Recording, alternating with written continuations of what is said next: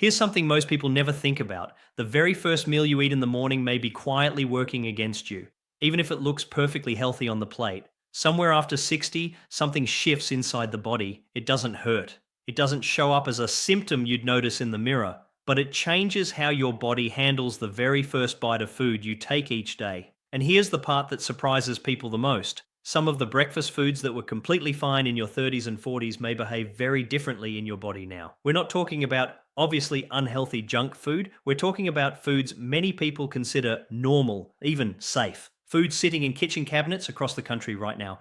By the end of this video, you'll know exactly which 5 breakfast foods tend to cause the most trouble for blood sugar after 60, why the body responds to them differently now, and what you can do instead, without giving up breakfast or living in fear of food. Let's start with why this matters more now than it ever has before. Most people never notice this happening. That's what makes it so important to understand. As we get older, the body's ability to manage blood sugar can quietly become less efficient. This isn't something that happens overnight, and it isn't something most people feel directly. There's no alarm bell, no obvious warning sign. What makes this dangerous isn't a single bad breakfast. It's the pattern, the quiet, repeated spikes in blood sugar that may happen morning after morning, year after year, without ever being noticed. Over time, research has linked repeated blood sugar swings to things like increased fatigue, brain fog, mood changes, and for some people, a gradual drift toward prediabetes or type 2 diabetes. Large studies looking at aging populations have consistently pointed to blood sugar regulation as one of the areas that changes most quietly with age. The body changes quietly. That's really the theme of this whole video. And breakfast, of all meals, tends to have an outsized effect because it's the first meal after a long overnight fast, when the body is especially sensitive to what you put into it. Now, before we go any further, I want to be really clear about something. This video isn't meant to scare you. It's not meant to make you afraid of breakfast, afraid of carbohydrates, or afraid of food in general.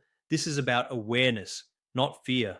Understanding how your body changes with age gives you something powerful, the ability to make informed choices. Nothing in this video should be taken as a reason to stop any medication, change any treatment plan, or make major dietary changes without first talking to your doctor. If you live with diabetes, prediabetes, or any other condition affecting blood sugar, please continue following your healthcare provider's guidance. Think of this video as background knowledge you can bring into that conversation, not a replacement for it. With that said, let's talk about who's bringing you this information. I'm a physician and health educator, and for years, I've focused on helping older adults understand the quiet, gradual changes that happen in the body, the kind that don't make headlines, but make a real difference in how people feel day to day.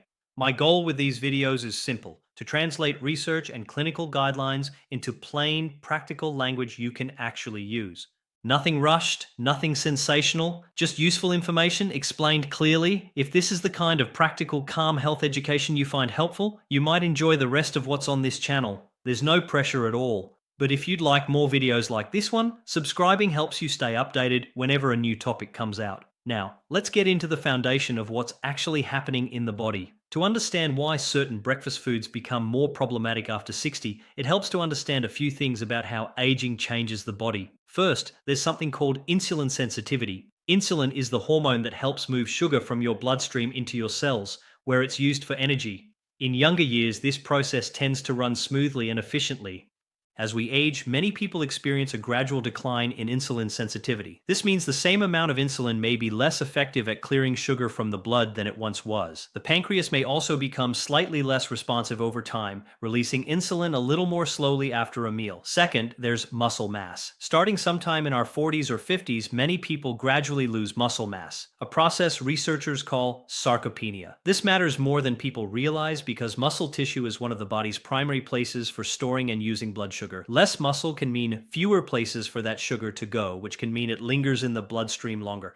Third, metabolism itself tends to slow gradually with age. The body may process and clear sugar from a meal more slowly than it did decades earlier. None of this means the body is failing. It simply means the systems that once handled a sugary breakfast without much fuss may now respond more slowly and less efficiently. This is exactly why the first meal of the day deserves a second look, and why some very ordinary breakfast choices may deserve more caution than people assume. Let's start with the first one. Point 1. Sugary breakfast cereals. For decades, breakfast cereal has been marketed as a wholesome, quick way to start the day. Many people grew up with a bowl of cereal every morning, and the habit sticks well into later life. But here's where things become more important. Many popular breakfast cereals, even ones marketed as wholesome or made with whole grains, contain a significant amount of added sugar and are made from finely processed grains. That combination can cause blood sugar to rise quickly after eating. Here's how it works inside the body. When you eat something high in refined carbohydrates and added sugar, it breaks down quickly into glucose, which enters the bloodstream rapidly. In a younger body, insulin usually responds fast enough to manage that spike efficiently. But with the insulin sensitivity changes we just talked about, that same spike may linger longer and take more time to come back down. The result may be what's sometimes called a blood sugar roller coaster, a quick rise followed by a crash that can leave you feeling tired, foggy, or unusually hungry again just an hour or two later. Practical advice here isn't about giving up cereal forever, it's about being selective. Look for cereals with minimal added sugar and a higher fiber content, since fiber can help slow down how quickly sugar enters the bloodstream. Pairing cereal with a source of protein, like a serving of plain yogurt or a handful of nuts, can also help blunt that spike. Again, this is about awareness, not elimination. Small adjustments can make a meaningful difference, but that's only part of the story. The next food on this list might surprise you because it's often seen as the safe, even boring breakfast choice. Point 2: white toast, bagels, and refined breads, plain toast with a bit of butter, a bagel with cream cheese. These feel like some of the simplest, gentlest breakfast options out there. Here's what makes this one worth paying attention to. White bread and bagels are typically made from refined flour, which has had much of its natural fiber removed during processing. Without that fiber, the body breaks these foods down into sugar very quickly, often faster than many people expect from something that doesn't even taste sweet. Inside the body, refined carbohydrates behave a lot like sugar once they're digested. They're absorbed quickly, causing blood glucose to rise rapidly. As we discussed, an aging metabolism may not clear that rise as efficiently as it once did, which can mean blood sugar stays elevated for a longer stretch of time after the meal. This is where things become more important for people managing weight, energy levels, or existing blood sugar concerns, since refined carbohydrate breakfasts have been associated in research with more pronounced post-meal blood sugar spikes compared to meals built around whole grains.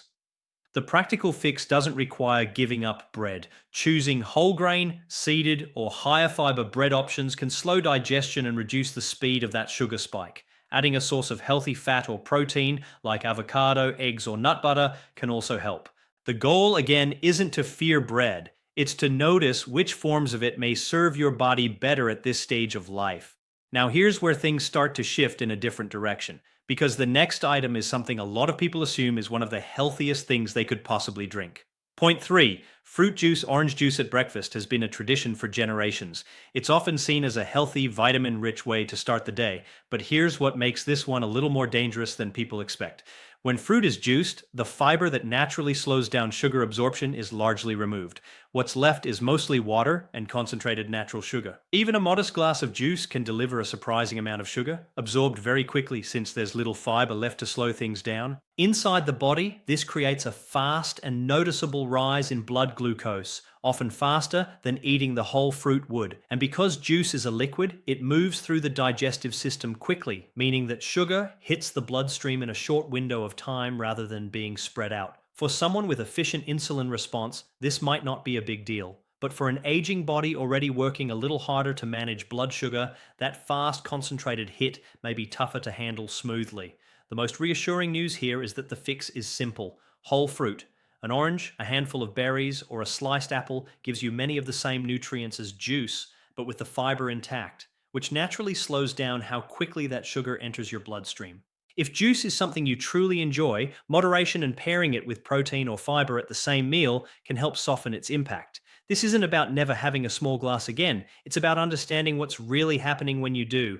The next item on this list is one that catches almost everyone off guard because it's often marketed directly at health-conscious adults. Point 4: flavored and sweetened yogurt has a well-earned reputation as a healthy breakfast staple. It's associated with protein, probiotics, and calcium, and plain yogurt genuinely does offer those benefits. But here's where the story gets more complicated.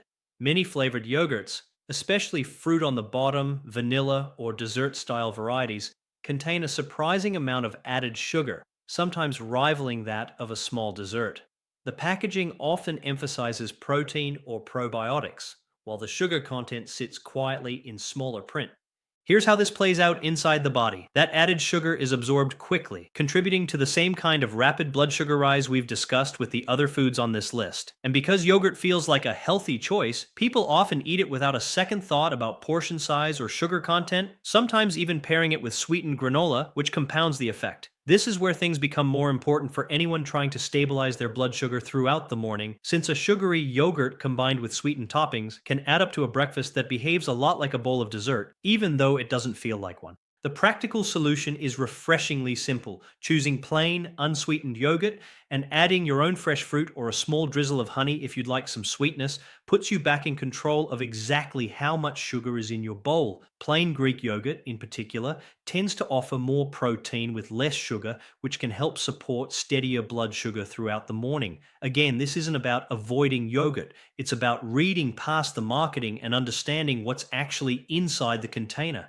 There's one more food on this list, and for many people, this is the one that changes everything because it's often treated as an occasional treat rather than a regular habit. Point 5: pastries, muffins, and sweetened breakfast bars. A muffin from the coffee shop, a pastry with the morning coffee, a breakfast bar grabbed on the way out the door. These feel quick, convenient, and often not much different from a slice of toast. Here's what makes this one worth understanding more closely. Pastries and muffins are typically made from refined flour, added sugar, and fat, all combined in a way that's both calorie dense and quick to digest. Many store-bought breakfast bars follow a similar pattern, despite being marketed with words like wholesome, natural, or made with real fruit. Inside the body, this combination creates one of the more pronounced blood sugar responses of anything on this list. The refined carbohydrates and sugar are absorbed quickly, while the added fat can sometimes prolong how long elevated blood sugar lingers afterward. For someone whose insulin response has slowed with age, this combination may be particularly taxing on the body's regulatory systems. This is where everything we've discussed really comes together, because a pastry-based breakfast often stacks several of the same issues we've already covered: refined carbohydrates, added sugar, and minimal fiber into a single meal. The practical advice here is straightforward, even if it's not always easy. Treating pastries and sweetened breakfast bars as occasional indulgences rather than daily habits can make a meaningful difference over time. When convenience is the priority, look for options built around whole grains, nuts, seeds, and minimal added sugar. Or simply prepare something quick at home, like a boiled egg and a piece of whole fruit, which can be just as fast to grab on your way out the door. So here's the thread running through everything we've covered today. None of these 5 foods are inherently bad in some dramatic, forbidden sense. Sugary cereal, white toast, fruit juice, flavored yogurt, and pastries have all been part of ordinary breakfast for generations. What's changed isn't the food, it's the body responding to it. As we age, insulin sensitivity may decline, muscle mass may decrease, and metabolism may slow, all of which can make the body less efficient at handling quick, concentrated sources of sugar first thing in the morning. Most people never notice these changes happening. That's exactly why understanding them matters. If there's one lesson to take from this video, it's this: the body doesn't stay the same as we age, and the foods that worked fine for decades may deserve a second look. Not out of fear, but out of respect for how your body has changed. This is especially true for something as routine as breakfast, a meal so many of us eat on autopilot every single day. If you take one action away from this video, let it be this: bring these 5 foods up in your next conversation with your doctor or healthcare provider. Ask about your own blood sugar trends, especially if it's been a while since your last check. Regular reviews of your health, including your diet and any medications you're taking, are one of the simplest, most effective things you can do for long-term well-being. You don't need to overhaul your entire diet overnight.